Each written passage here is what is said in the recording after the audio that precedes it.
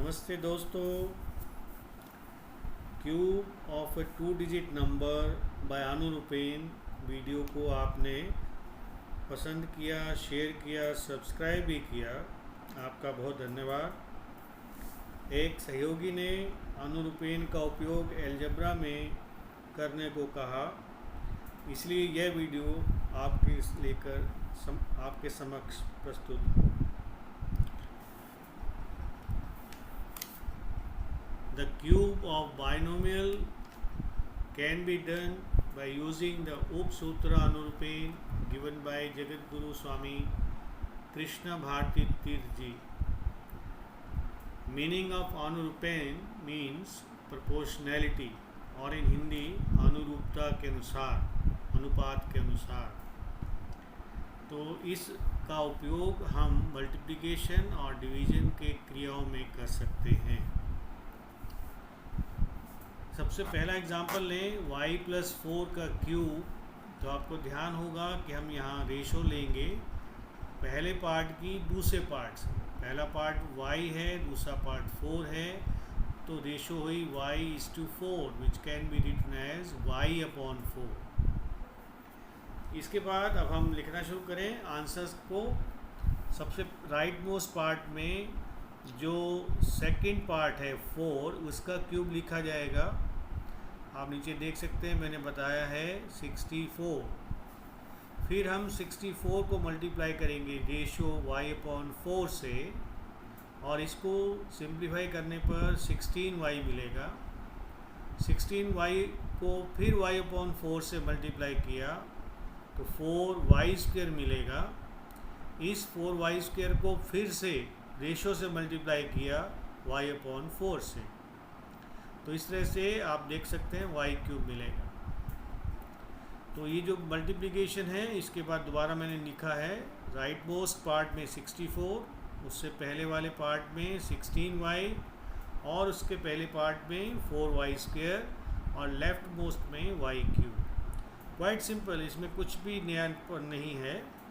और अब हम कोफिशिएंट को इंट्रोड्यूस करेंगे, और वो हैं यहाँ पर 1, 3, 3, 1। ये कोफिशिएंट मैंने मेरू प्रस्तार से लिए हैं।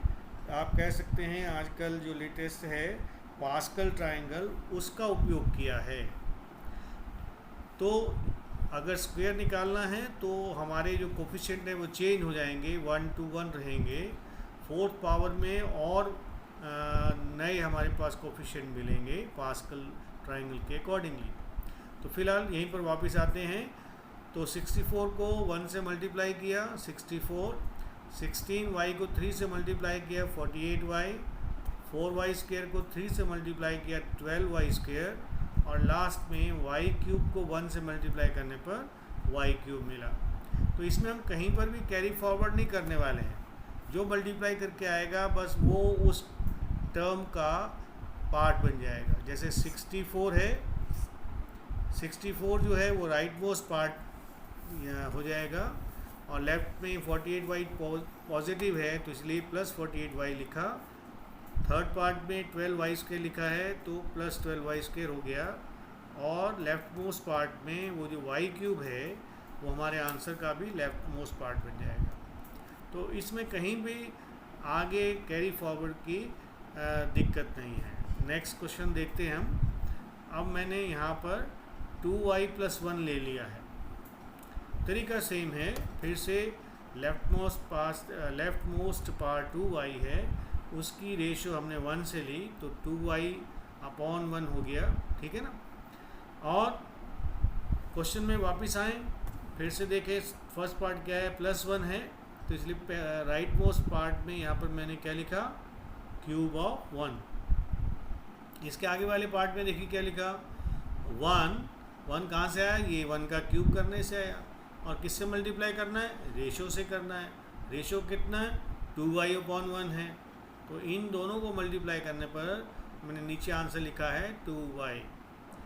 अब इस 2y को फिर दोबारा से मल्टीप्लाई करना है, किससे, रेशो से, जो कि है 2y/1।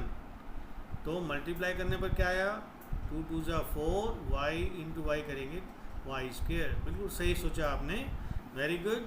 अब आगे फॉरवर्ड करते हैं, 4y² को फिर से मल्टीप्लाई करते हैं रेशो से, जो कि 2y/1 है, ठीक है ना। तो इनको मल्टीप्लाई करने पर क्या आया? हाँ बिल्कुल सही कहा आपने, 8y³ आया, तो मैंने ये लिख दिया है यहाँ पर। अब इसमें कहीं पर कोई फॉरवर्ड नहीं है, तो एज इट इज़ रहेगा। चलिए अब कोफिशिएंट को लेकर आते हैं। कोफिशिएंट होगा 1 3 3 1, और इनको जो ऊपर प्रोडक्ट आया है उनसे मल्टीप्लाई करके लिखना है। तो राइट मोस्ट में 1 को 1 से मल्टीप्लाई किया तो 1 आ गया। इससे पहले वाले पार्ट में 2y को 3 से मल्टीप्लाई किया 6y आ गया। 4y² को 3 से मल्टीप्लाई किया 12y² आ गया। लास्ट पार्ट में 8y³ को 1 से मल्टीप्लाई किया तो 8y³ आ गया। क्योंकि सारे ही पॉजिटिव हैं तो आंसर की सारी टर्म्स ही पॉजिटिव होंगी। तो आंसर क्या आ गया? बिल्कुल सही पढ़ा आपने, 8y³ + 12y² + 6y + 1, है ना। सिंपल, बहुत इजी है। चलिए एक और एग्जांपल आपके लिए मैं करता हूँ। इस पे रेशो थोड़ा सा अलग हो गया है, लेकिन घबराइए नहीं, ये भी बहुत सिंपल है। 4y - 3 ये दो टर्म्स हैं, तो पहले 4y को हमने -3 से डिवाइड किया, अपॉन में लिख दिया, ठीक है ना। तो ये रेशो बन गया। रेशो क्या बन गया? 4y/- 3।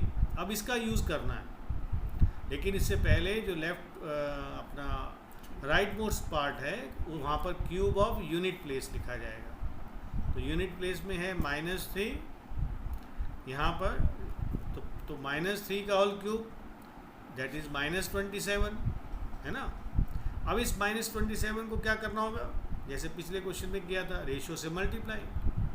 तो -3 से -27 को डिवाइड किया तो 9 मिला, और 9 4 जा 36 होता है, तो 36y आ गया। ये इस 36y को फिर आगे ले जाओ, किससे मल्टीप्लाई करो? जी हाँ, सही कहा, 4y/- 3 से। तो -3 से डिवाइड किया 36 को तो -12 मिला, और -12 4 जा -48 हुआ, और y × y करने पर y² होता है, आप जानते हैं ना। बहुत सिंपल है। अब इस -48y² को फिर आगे स्टेप में ले गए, किससे मल्टीप्लाई किया? रेशो से। कौन सा रेशो है? 4y/- 3, ठीक है।